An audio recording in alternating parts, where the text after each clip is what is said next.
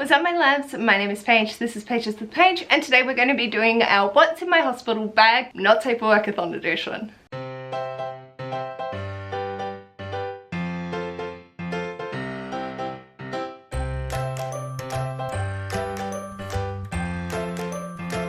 For this video, I have a suitcase full of what I need to take to the hospital since this is the crowning round.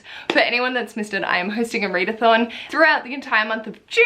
I'll leave the Google Drive linked below with all the information, but as it is pregnancy themed, I wanted to do a recommendation video based off the prompts that we have and what books would fulfill for that. So the suitcase is filled. What I'm going to do is pull books out at a time and then say what ones they will correlate with rather than doing one prompt and one book.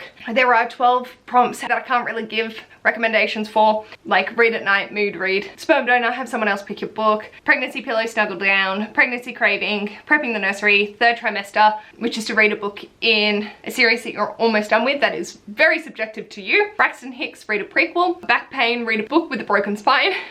I appreciate the dedication. We have people asking the cashier to break spines so then they don't have to do it themselves and cause them that soul pain. Parental leave, morning sickness and swollen feet. So most of the self-care prompts you can double up with these and that's no worries. But I do have quite a few that I can do recommendations for, so let's dive in. The first I have is Frost Heart by Jamie Littler. So this could fulfill fourth trimester read a children's book, perineal tearing, a fast read or a book that you'll tear through, epidural, a book that will remove your pain, laughing gas, a funny book, stretch marks, a book with a beautiful cover, water birth, read a book with water in it, so this is based on ice. First trimester, start a new series. So if you haven't started this before, I would recommend starting here, and if you have but haven't finished the rest, you could consider the rest for the other prompts. And then ultrasound, cold words or colors on the title, so as it being blue and frost, very cold. Then we have Beartown, read a book with water in it, they're at an ice rink, so that will count. First trimester, start a new series, ultrasound, cold words or colors. Beartown could count because it is always cold there, so feel free to stretch it that way. Dilation, a book that will stretch your mind,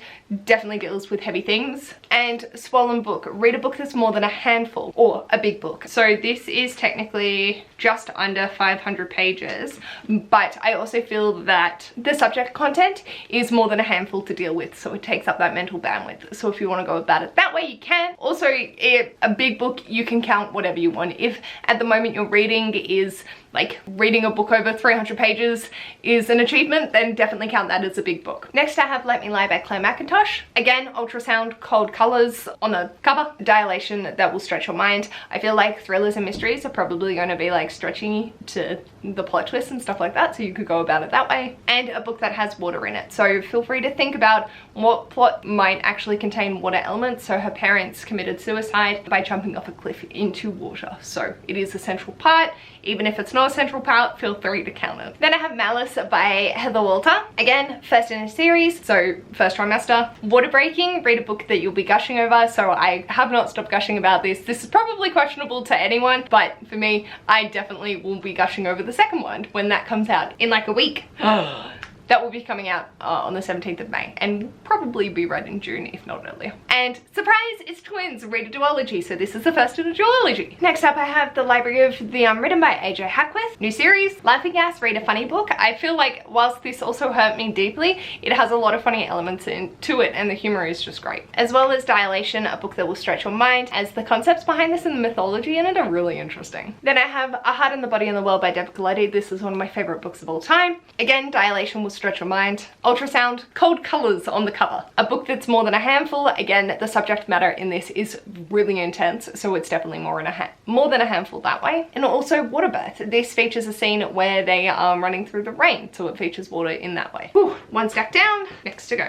And then I have Vampire Academy by Michelle Reed. Again, first in a series. And also Forceps or Vacuum. Pick a book that sucks or you want to grab by the haunches. So for this, I am going with sucks as it is vampires, so they definitely suck. Also, it is rather questionable 2010s YA, so take it that what you will. Then I have Beastly by Alex Finn. So this starts a new series, and Forceps or Vacuum, because the same sort of 20, is this actually good literature? Probably not, but it is very quick to read, which will help fulfill for perineal tearing, which is a fast read. And also Placenta Pills. Read a book that's questionable in taste. So this can go for any sort of concern.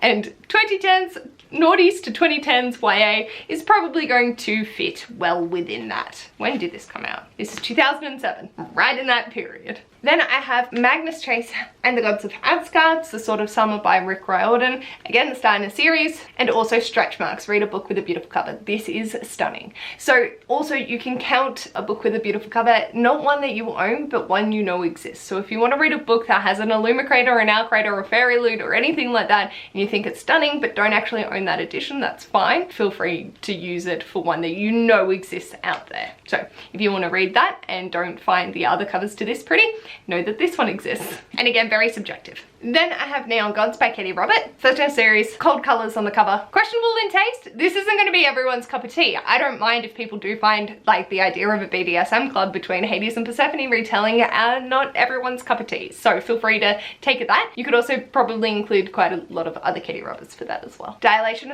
a book that will stretch your mind. These might not stretch everyone's, but it's definitely something that if you're new to it, that is probably going to be a surprise. A book to remove your pain.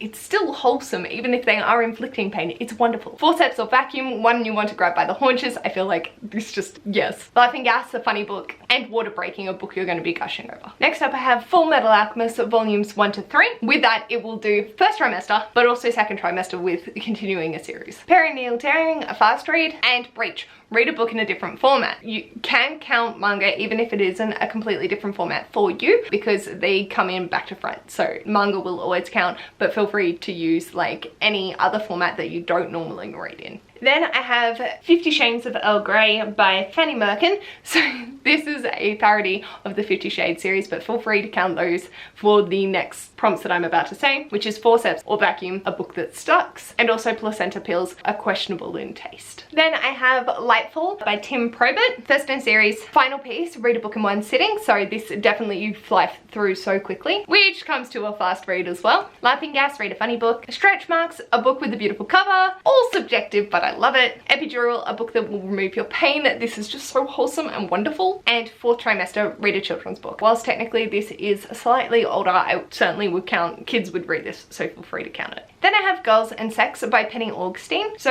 this could be for Dilation, Stretch Your Mind, as it's non-fiction, or you could also count it for Breach if you don't read a lot of a particular genre. For myself, I don't read a lot of non-fiction, so that is sort of a different format than what I would usually read, so feel free to interpret it that way as well. Then I have DB8 by J. Krystal. For this would be a series continuation, so second trimester. The rest of these could be applicable to any of Jay's works. A big book or more than a handful, more based off his personality than the size, but also most of his books are over 500 pages for his more recently published, especially Emperor of the Vampire, which count for Forceps or Vacuum, a book that sucks. Also vampires more than just him as a person, which also could be included. So if you're reading a book by a questionable author, feel free to count as sucks. Which also leads to Placenta Pills, which is questionable in taste because he is questionable in taste. And also Leaky Tits. Read a book from a publisher or an author that is milking the industry. Can we tell I think highly? Then I have Spellslinger by Sebastian de Castell. Star new series, a book with a beautiful cover, like, oh my god, stunning. And also Laughing Gas, read a funny book. Then I have All the Bad Apples by Maura Foley Doyle.